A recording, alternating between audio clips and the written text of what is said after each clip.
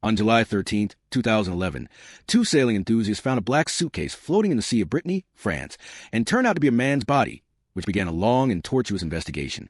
The medical examiner examined the body and found that the victim was 179 centimeters tall, weighed 70 kilograms, had a thin build, facial and body hair had been shaved, and had no identification documents. Dressed in a black jacket, red t-shirt, and dark jeans, his wrists, thighs, and calves were bound. His face was tightly wrapped from chin to top with high-adhesive double-sided tape, and he died of asphyxiation due to lack of oxygen and no water in his lungs, suggesting he was dead before entering the water. His appearance suggested that he was from a Maghreb country in North Africa, between 45 and 55 years old, and the condition of his teeth and skin suggested that he had lived in good conditions before his death. Investigators found money and a key in his pocket, but there was no match in the relevant database, meaning he had no prior criminal record and his family may be abroad or estranged.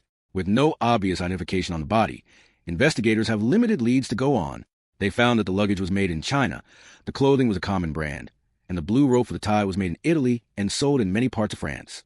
To narrow down the investigation, experts extracted sand from the suitcase and rope and compared it with more than 50 local beach samples to determine that the suitcase was discarded in L'Amour Beach, south of Loria.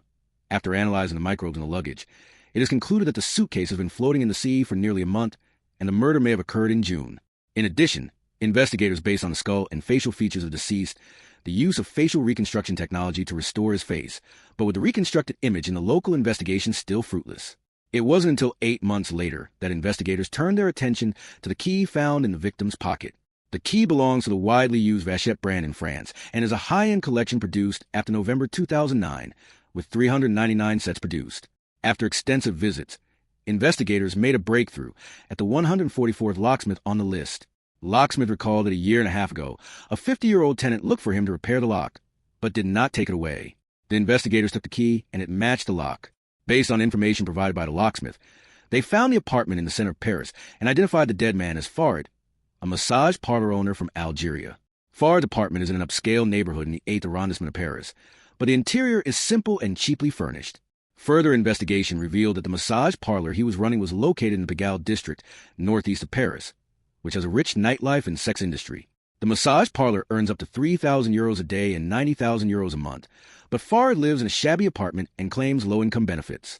It turned out that he was also a police informant involved in illegal activities such as underground prostitution, tax evasion, and money laundering, which may explain his use of expensive locks.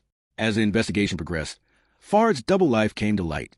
He is a major player in the Pigalle sex massage industry, controlling a vast underground porn empire with clients ranging from royal princes to famous footballers. He took advantage of Sabrina and other women to engage in sex work for profit, and also traveled abroad with Sabrina, often carrying large amounts of cash and living a luxurious life.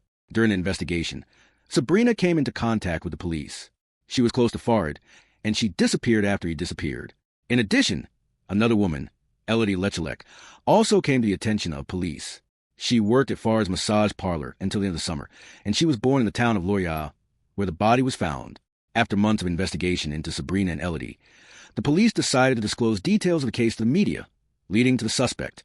The big break in the case came with a phone call from a friend of Elodie's, who confessed to police that Elodie had been involved in Farid's murder and revealed some details of the case. The police quickly arrested Sabrina, Elodie, and Elodie's father. After her arrest, Sabrina tries to hide the crime, while Elodie breaks down and describes the crime in detail. On June 21, 2011, Sabrina and Farid had a heated argument over money and trivia at the massage parlor, during which Sabrina smashed a coffee cup in Farid's face, hit him over the head with a candle holder, and strangled him with an electric cord, with Elodie assisting. After that, they bought suitcases, took a taxi to Elodie's hometown, and threw the body into the sea with the help of her father. 2 years after the murder, Sabrina, Elodie, and Elodie's father were handed over to prosecutors on charges of murder, unlawful detention, and assisting in the disposal of the body. In court, Sabrina denied the crime, and defense lawyers said the two women had been exploited by Farid for a long time and were mentally unstable. But further investigation revealed that it was Sabrina who forged Farid's handwriting to sign the documents and by the items wrapped around the body.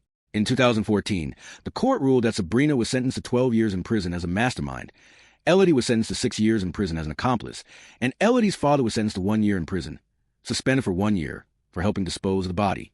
Sabrina's conviction was dismissed on appeal and upheld. All three have now been released from prison, with Elodie studying psychology instead of becoming a police officer, and Sabrina becoming a beautician.